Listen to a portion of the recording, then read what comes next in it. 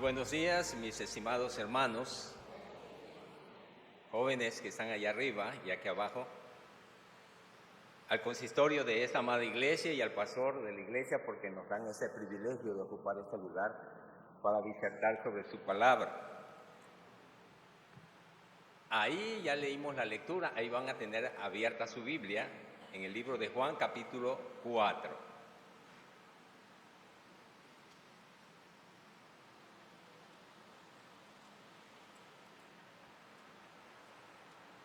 Espero que no me bajen de aquí.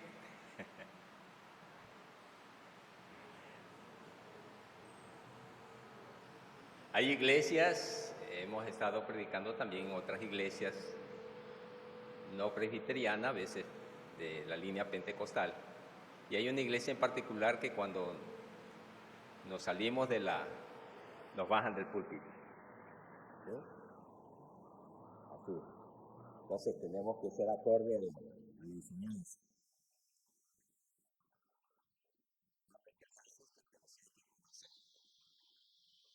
El tema de esta mañana se llama Jesucristo, el maestro en ganar almas. Esa es el tema de esta mañana. Y de ella vamos a basarlo allí. ¿Cuáles son los pasos que el Señor Jesús da a través de este Evangelio de San Juan? ¿Y cuáles son los pasos que tenemos que seguir nosotros para hacer el trabajo al cual Él nos ha encomendado como iglesia? Bueno, ya ha orado nuestra hermana por el mensaje de este día y espero que yo no me caiga de la tarimita, ¿verdad? Sí, ¿verdad? Ok. Gracias, hermano. Gracias. Muy bien. Nuestro ejemplo a seguir en ganar almas es Jesucristo, es nuestro Señor. Y esos son los pasos que tenemos que seguir. No sé cuánto sea la población aquí en Villa Luis Gil Pérez, cuánto más o menos, como 3,000 personas. Ajá. Como 6,000. Como 6,000, bueno. 6,000. Debemos haber aquí en la iglesia, pónganle el 5%, debemos de tener 300 personas aquí. Cuando menos el 5%. ¿Sí? ¿Nos falta trabajo? Bastante. Ok, hay que trabajar. Bueno, vamos a aprender de su ejemplo y vamos a aplicar sus principios para ser efectivos ganadores de alma. Y nos vamos a basar en este evangelio. Cuando nosotros salimos a compartir el evangelio o a contagiar a las personas sobre el evangelio, tenemos que tomar en cuenta lo siguiente. Por la gracia de Dios, el Señor me alcanzó a través de un pastor. El pastor compartió el evangelio y yo estaba recién terminado de mi carrera y empecé a asistir a la iglesia. Fue mi maestro de escuela dominical, el pastor. El grupo era de 40 alumnos, teníamos un grupo de 40 y durante todo ese año él me enseñó, aparte del estudio bíblico, cómo hacer una visita. Salíamos a visitar, en el culto del domingo salíamos a hacer visita y regresábamos al culto. Me enseñó a través de ese tiempo a pararme aquí, a hablarle a las personas. Y nos llevaba a otra iglesia y compartíamos los estudios, las conferencias que él les daban, nosotros las compartíamos también, participábamos en ellas. No es que supiéramos gran cosa, ¿verdad? Pero nos daba esa oportunidad, nos iba formando de esa manera. Posteriormente nos enseñó cómo ganar almas, de qué manera ganar almas. Yo no era miembro de la iglesia, deseé en un principio ser miembro, pero como iglesia presbiteriana, y discúlpeme, yo soy presbiteriano, soy anciano de iglesia, pero le hacemos a la larga a los miembros. Y yo no era miembro pero yo ya hacía esos trabajos, fui encargado del sonido de la iglesia. Yo no era miembro de la iglesia. De hecho, me acuerdo que se impartió un estudio bíblico sobre evangelismo, cómo ganar alma entre los jóvenes, y fuimos a las gaviotas, y en las gaviotas recuerdo que no llegaron los conferencistas. Por lo general, siempre nos enseñan los adultos, ¿cierto? Y éramos jóvenes en aquel tiempo. Y entonces nosotros nos encargamos de dar el estudio a los jóvenes. Y eso impactó a los jóvenes, porque dijeron, oye, jóvenes enseñando a jóvenes cómo ganar alma. ¿Sí? Por lo general son los adultos. No es tan mal que los adultos lo hagan, pero sería más efectivo que sean los jóvenes. Y de esta manera, como al año y medio o a los 2 años, ya fui recepcionado como miembro de la iglesia. ¿Por qué les voy a decir esto? Bueno, por la prédica que vamos a escuchar.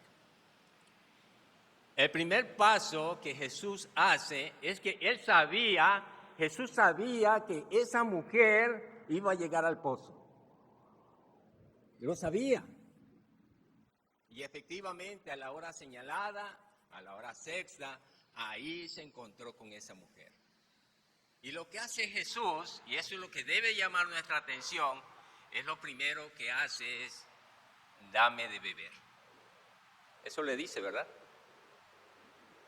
Y eso logra en aquella mujer, ¿qué? Captar su atención. Y ese es el primer paso. Lo que tenemos que hacer con las personas es captar su atención. Y entonces la mujer se le queda viendo, bueno, y tú siendo judío me pides a mí que soy samaritana, que yo te dé de beber. ¿Qué logró Jesús? ¿Qué logró Jesús? Su atención. Eso es lo primero que tenemos que hacer con las personas, lograr su atención. Recuerdo que en Río Viejo había un joven que había asistido a la iglesia, un joven que era un miembro activo de la iglesia, pero por X razón se alejó de la iglesia. Y posteriormente, a veces somos así, ¿verdad? Bueno, si es del Señor va a regresar, y si no es del Señor no va a regresar, ¿verdad? Nos quitamos el golpe, rápido. Y posteriormente pues lo fueron a visitar, ¿verdad? Y entonces aquel joven lo que agarraba, con la misma Biblia, le daba a los hermanos.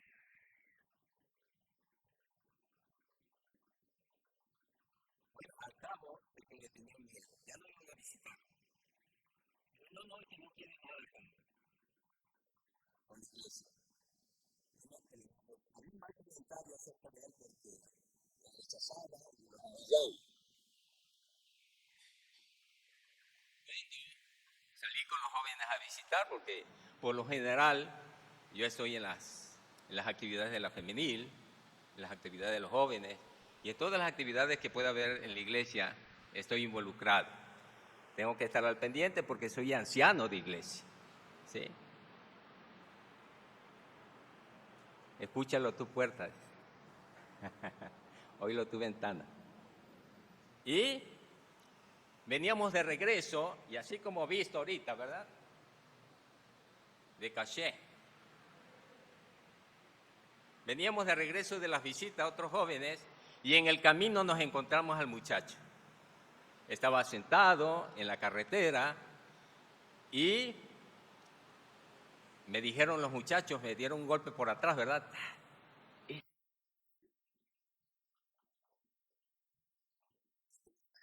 acercaba la hora de la actividad de los jóvenes, el culto juvenil, pero me hice un poquito de tiempo y entonces lo que hice, él estaba sentado en la carretera y lo que hice fue bajar de la carretera y sentarme con él en la carretera. No me interesaba si me iba yo a ensuciar, lo que me interesaba es la vida de ese joven. Y luego, me dijo la siguiente, no quería pues la plática, me dice, mira, yo creo que Dios no existe. Para mí, Dios no existe. ¿Qué le hubieses dicho tú?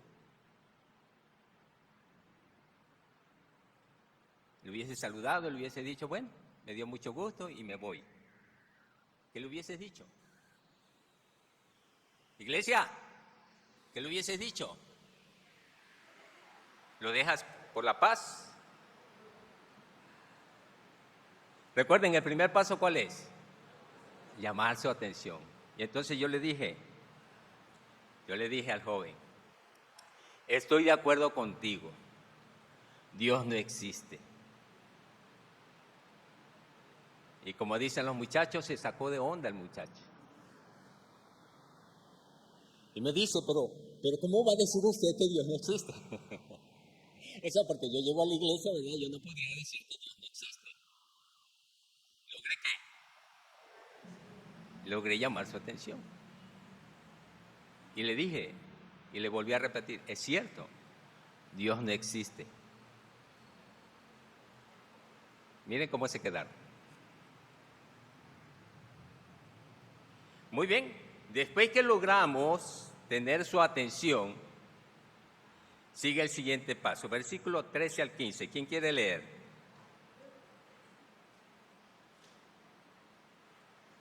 Fuerte.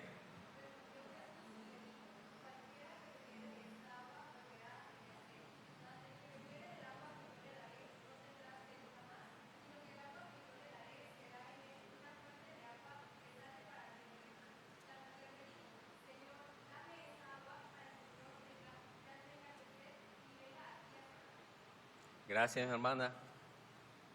Entonces Jesús dice Jesús, yo te daría agua viva, ¿verdad? Y entonces la mujer dice, bueno, ¿será que esa agua está hasta el fondo del pozo, verdad? O sea, no entendió la mujer. Le dice, pues yo quisiera tomar esa agua porque yo vengo aquí a mediodía con este sol y es terrible. Y si ya no voy a tener sed jamás, pues dame de esa agua. ¿Qué logró Jesús? Su interés. Primero logra su atención y luego su interés. Quería saber sobre esa agua viva. Y eso es lo que tenemos que hacer. Interesarlo en la plática que estamos teniendo. Y yo le dije a aquel joven, mira, es más, la Biblia misma dice que Dios no existe.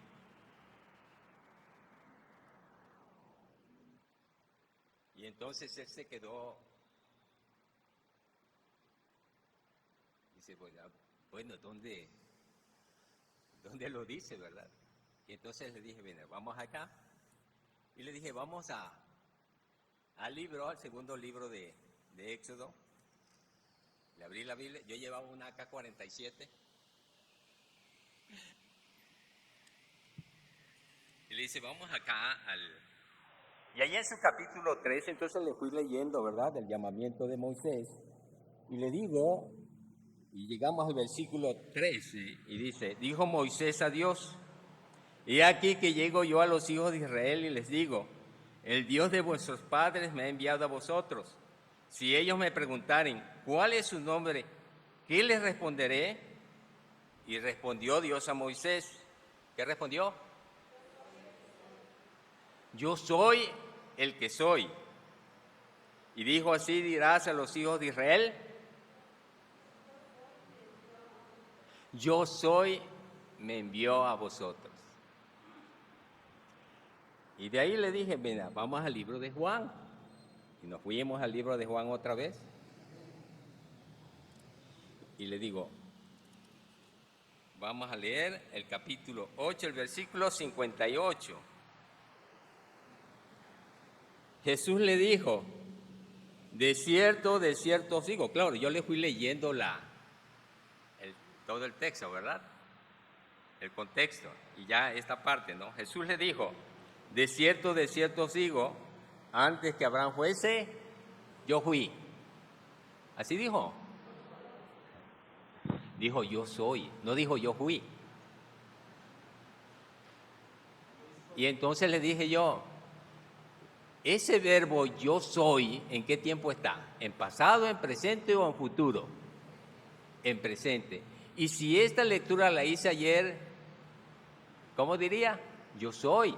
O sea, está en presente. Y si la leí hoy, está en presente. Y mañana, entonces, yo soy siempre está en presente. Porque sabes, nosotros existimos. Tenemos un principio y tenemos un final. Sabemos la fecha, la hora, el día en que nacimos, el mes, y nos van a enterrar un día. Tenemos un principio y un final. Por eso nosotros existimos, pero Dios no existe. Dios no tiene principio y no tiene final. Por eso dice, yo soy, siempre va a estar presente. Dios es. Y te voy a dejar porque voy a la actividad de los muchachos. Muy bien. Entonces, el primer punto era la atención, después el interés, y vamos al siguiente. Versículo 16 al 18.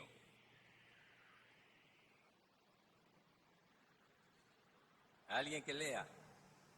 Juan capítulo 4, 16 al 18.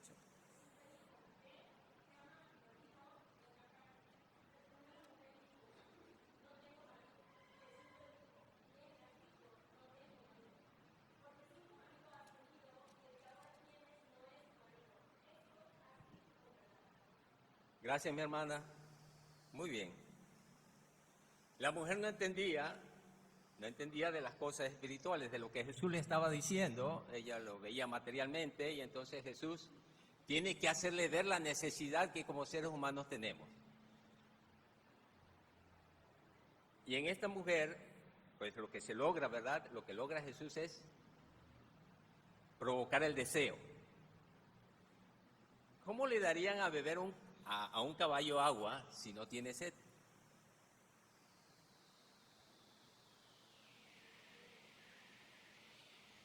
A ver, los hermanos más experimentados, ¿cómo le darían a beber agua a un caballo que no tiene sed?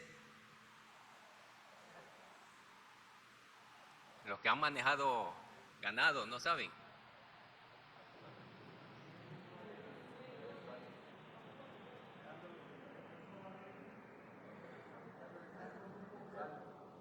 Acá está, la respuesta acá está. Le das sal. La sal produce sed. Y eso es lo que hizo Jesús. Producir ¿qué? El deseo. El tercer punto es deseo. Sí, el deseo. ¿Cómo le dirías a una persona, tú eres pecadora, sin que se ofenda? Porque si yo le digo, tú eres pecador, ¿qué va a hacer el hermano? Me va a golpear, ¿verdad? Me va a decir, ¿tú quién eres? ¿Cierto? Pero ¿cómo le podemos decir a una persona que es pecadora sin que se ofenda? Jesús le dice, ve y llama a tu marido. Y la mujer dice, no tengo marido. Y nada más eso dice la señora. Y Jesús le dice, bien has dicho, no tienes marido. Porque 5 maridos has tenido y el que ahora tienes no es tu marido. ¿Qué le estamos diciendo? Al igual que nosotros. ¿Sí?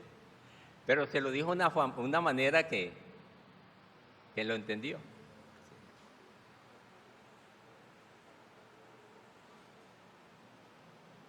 Así que hay que tener cuidado cuando le vayamos a decir a una persona que es pecadora. ¿Cómo le podemos hacer? ¿Cuántas veces peca una persona al día? Muchas veces, bueno, vamos a suponer que sean 3. Una mentirita, no cumplió con alguna tarea y quizás no leyó la Biblia. Son 3 cosas inofensivas. Pero al mes, ¿cuántos son? ¿Cuánto? 90. ¿Y en un año?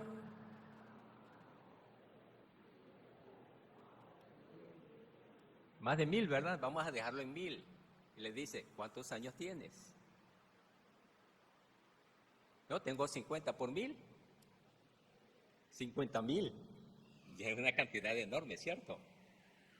¿Qué crees que le harían a una persona ante un juez justo y recto que lo presentan a una persona de 50 años con un historial de 50,000 delitos, ¿lo dejaría libre o lo castigaría? Muy bien, nosotros somos así. Le hemos fallado a Dios, somos pecadores delante de Dios. Un ejemplo así le puedes hacer ver que es pecadora. Al igual que nosotros. Muy bien. Y hasta ahí vamos bien, porque yo creo que eso lo entendemos nosotros. Cuando llegaron a visitarnos, cuando nos hablaron del Evangelio, ¿verdad? Una de las cosas que tuvimos fue poner atención, después nos interesamos y posteriormente vino el deseo, ¿verdad? Un deseo de saber. Cuando a mí me dijeron, yo me considero una persona intachable, ¿verdad? Un joven con puros dieces. Siempre tenía yo por parte de la escuela mis becas. No era grosero, no iba al cine, no iba a los bailes. En fin, un dichado de virtudes. Me acuerdo que el pastor me dijo, ¿cómo te gustaría que te llamara? Enterando en la plática, me dice, ingeniero Silverio, joven Silverio o Silverio Secas. Y entonces yo le dije, Silverio Secas. Ah, muy bien, me da mucho gusto, se sonrió el pastor pues. Porque delante de Dios somos iguales. Y cayó todo mi orgullo. ¡Pum! ¿Cómo vamos a ser iguales? Y eso lo entendí después, cuando me presentó el Evangelio. Muy bien, el deseo. Y aquella mujer, y a veces sucede que a veces nos quieren sacar de la plática, cuando ya señalamos los pecados nos quieren sacar de la plática y nos dicen, oiga, ¿y cómo le va a hacer Dios con esa gente de África que no les ha llegado el Evangelio? ¿Qué piensa usted? ¿Qué quieren hacer la gente? ¿Nos está sacando de la plática? Bueno, esta mujer lo hizo con Jesús y le dice, mira, ustedes los judíos dicen que en Jerusalén se debe de adorar a Dios, pero nosotros decimos que acá debe de ser la adoración a Dios, acá con los samaritanos, porque también había un templo. ¿Qué estaba haciendo la mujer? Sacarlo de la jugada, sacarlo de propósito. Y así va a ser el enemigo, va a buscar distraernos. Y si nosotros empezamos, no, pues Dios va a preparar misioneras y esto y el otro, ya ganó el enemigo. Ya te ganó. Ya te distraíste, no fuiste a donde tenías que ir. Entonces, ¿qué le tienes que decir? Bueno, Dios se va a encargar por otros medios, pero tú eres la persona importante hoy. Y te regresas a la plática. Muy bien. 25 y 26.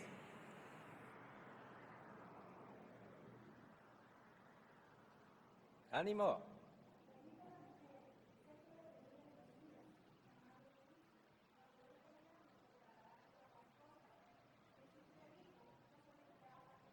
Imagínense, entonces la mujer cuando empieza, dice, bueno, yo sé que va a venir un Mesías y que nos va a declarar todas las cosas y esto y el otro. Imagínate que tú estás en esa plática y luego te dice Jesús, yo soy el que habla contigo. ¿Cómo te quedaría?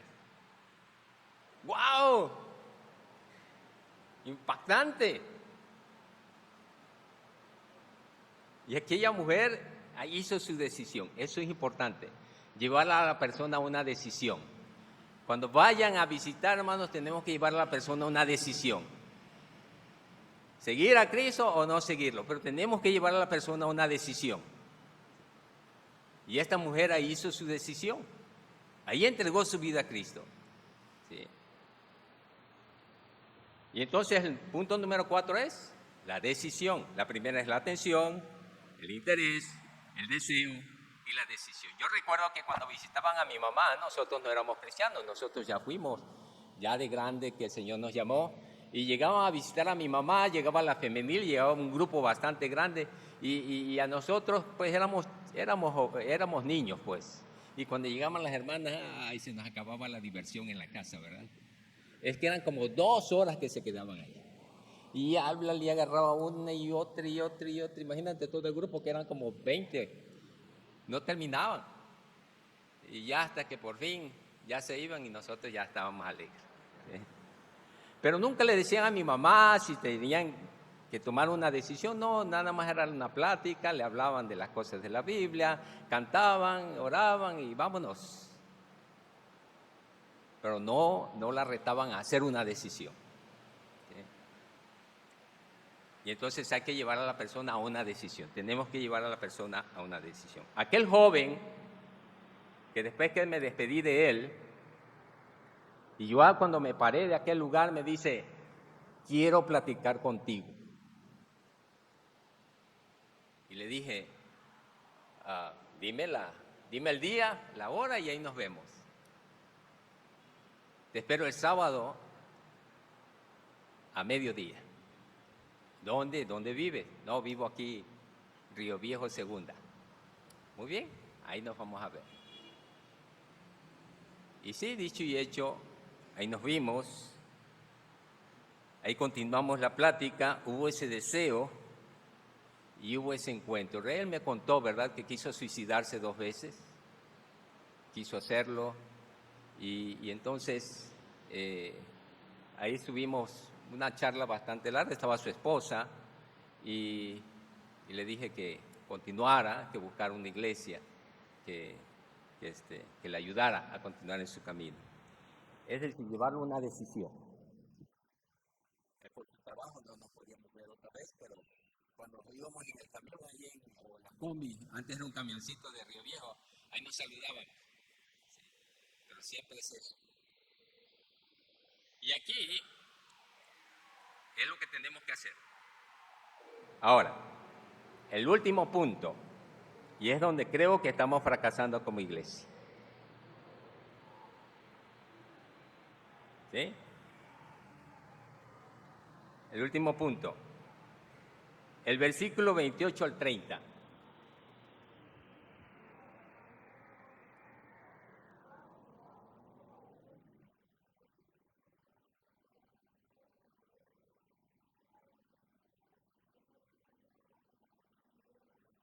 Gracias, mi hermana. Aquí está.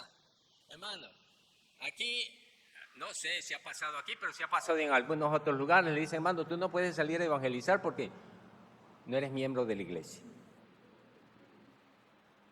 Tienes que llevar tu estudio de, aquí qué se lleva, catecúmeno, y hacerte miembro. Luego puedes hacerlo, ¿verdad? Yo creo que esta mujer no tuvo tiempo ni para ir ni al culto de ese día. Se fue a la ciudad y contó cuán grandes cosas había hecho el Señor ya en su vida. Esa es la acción, ese es el último punto, la acción. Y es donde estamos fallando, en la acción. A veces queremos que el pastor haga todo el trabajo, que los ancianos no hacen nada. Es todo el pueblo. Gracias a Dios yo fui formado de otra manera. A mí me enseñaron desde jovencito a ganar almas, a ganar almas. No importa el nivel social que tengas, si eres pobre, si eres rico, da igual. El evangelio es el mismo. Y sí quiero hacer mención de esto, ¿verdad? Me ha tocado, y me ha tocado muy vergonzosamente, lo digo, pastores. Yo estuve, por la gracia de Dios, he estado trabajando, estuve en Cárdenas 10 años, de ahí pasé a Cunduacán 13 años, trabajando en la iglesia presbiteriana, siempre. He trabajado en el Ministerio de Gedeones Internacionales, voy para 20 años, colaborando en este ministerio, pero sí me da vergüenza, ¿verdad?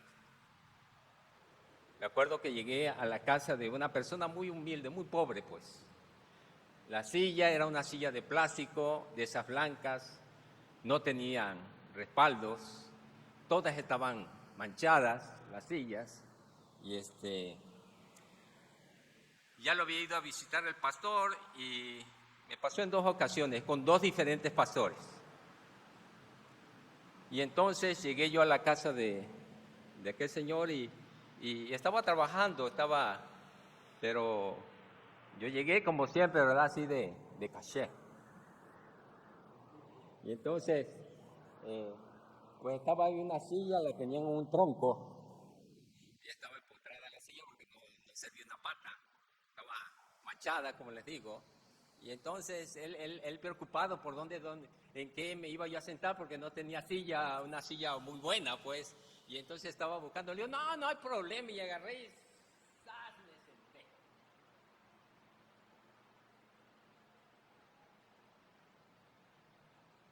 Y al ver mi acción, como que aquel otro, como que se sentó pues el Señor, ¿verdad? Y empezamos a platicar y todo eso.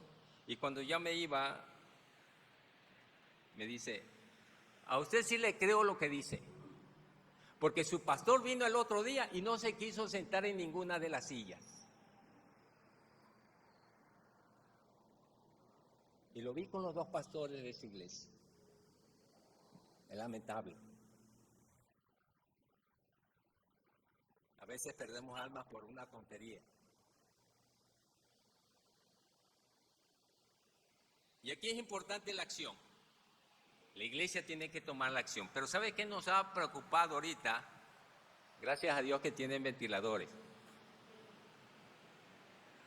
Todavía no piensan climatizar, ¿verdad?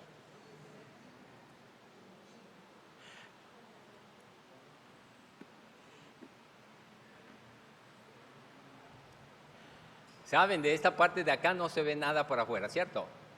Y de aquí para allá tampoco. Y atrás menos. Y acá tampoco. Ya esta historia se las conté aquí una vez. Aquí me tocó estar. Y se las voy a volver a contar. Iba un hombre caminando en la playa. A lo lejos estaba un barco. Y estaban los arrecifes, las piedras que salían.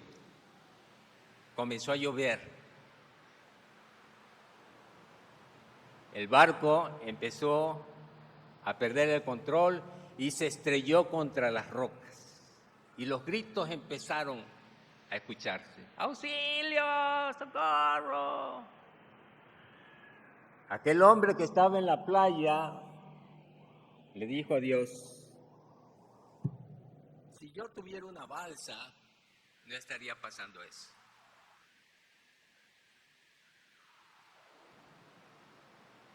Dios le dio una balsa. La siguiente noche, iba el hombre caminando en la playa, el barco, la lluvia, se estrella sobre las rocas, empiezan a gritar y el hombre sale con su balsa, remando en contra de las olas, a remar y a remar y a remar, y salva a dos. Y los trae a la orilla y los otros están agradecidos porque les había salvado la vida. ¿Y qué podían hacer ellos para poder pagar aquello? Cómprense su balsa.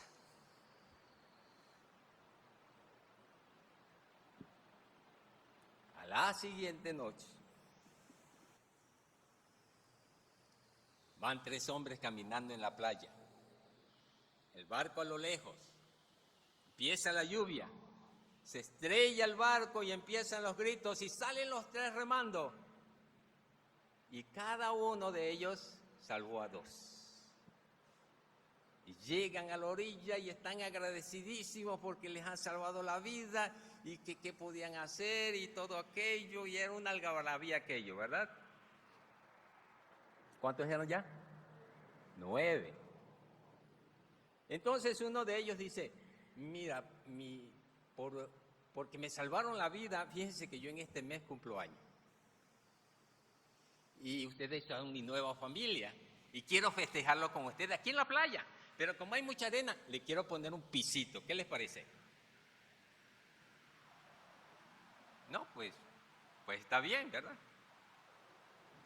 Entonces sale el otro. Bueno, pero yo el siguiente mes cumplo años. Y bueno, ya que le va a poner el piso, yo le pongo la bardita, ¿verdad? Para que no nos moleste tanto el aire. Y sale otro, ¿verdad? Vamos a hacer la lista, a ver, fulano es de tal, ¿verdad? Y cada quien fueron haciendo. Y dice, no, pues yo voy a poner la palapa y todo. La cuestión es que armaron toda la palapa ahí, ¿verdad? Y sí, llega el día de la fiesta, están enfiestados. por el cumpleaños de uno de ellos, iba un hombre caminando en la playa.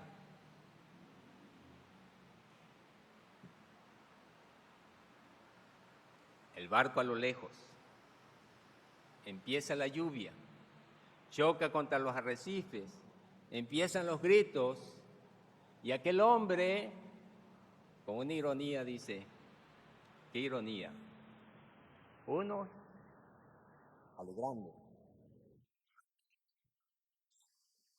Si yo tuviera un ejército, ¿qué está pasando con la iglesia? No están ya los fundadores, pero cuando comenzaron no estaban así. No habían barras, no habían paredes, podías visualizar las necesidades de los demás. Estas paredes nos impiden ver las necesidades de los que están afuera, de aquellos que están muriendo, y nosotros estamos bien. ¿Quién quiere una balsa? ¿Quién de los que están aquí quieren una balsa? Porque la gente afuera se está muriendo. Se necesita llevar el mensaje de salvación. Jesús es nuestro maestro en ganar almas. Y ese es el trabajo que como iglesia tenemos que hacer. ¿Estamos dispuestos, iglesia? No se escuchó. Ese amén fue como amén. Yo escucho a los pentecostales, amén, hermanos. Jóvenes, ¿dispuestos? No, pero ese amén, como que falta el almuerzo de hoy en la tarde, ¿verdad? Como que ya no, ya estamos desinflados. Ese es el compromiso como iglesia. ¿Estamos? Señor, hemos fallado, Señor, no hemos hecho la tarea principal como iglesia, Señor. El último mandamiento que dejaste debe ser la prioridad número 1 de la iglesia. Por tanto, id y haced discípulos a todas las naciones, bautizándoles en el nombre del Padre, del Hijo y del Espíritu Santo, y enseñándoles a guardar todas las cosas, Señor, porque yo estoy con vosotros todos los días hasta el fin del mundo. Y Señor, no estamos haciendo la tarea. El enemigo nos tiene dormidos, el enemigo es terrible, Señor. Te suplico, Señor, que tú avives el fuego de nuestros hermanos, de nuestras hermanas, de los jóvenes de esta iglesia, para que con denuedo salgan a ganar almas, porque este mundo se está corrompiendo, Señor. Podemos escucharlo en las noticias, podemos escuchar muchas cosas negativas de estas ideologías que se están metiendo en las escuelas, en el trabajo, Señor. Y nosotros estamos durmiendo. Te ruego, Señor, que levantes hombres, mujeres, jóvenes, Señor, que estén dispuestos a dar su vida por la causa del Evangelio. Que tu nombre sea honrado, Señor, y sea glorificado, incluso a través de nuestra propia vida. Porque llegarán esos tiempos, Señor. Llegarán esos tiempos en nuestro país, que el que tenga una Biblia, el que porte una Biblia, Señor, será perseguido. El que diga ser cristiano será quizás matado por esa fe que tiene. Aún así, Señor, debemos estar dispuestos a hacer el trabajo. En tus manos pongo esta iglesia Betania, Señor. En tus manos, Señor, está cada uno de ellos, Señor. Te ruego que muevas sus corazones, que ellos sean sensibles a las necesidades de esta población, Señor.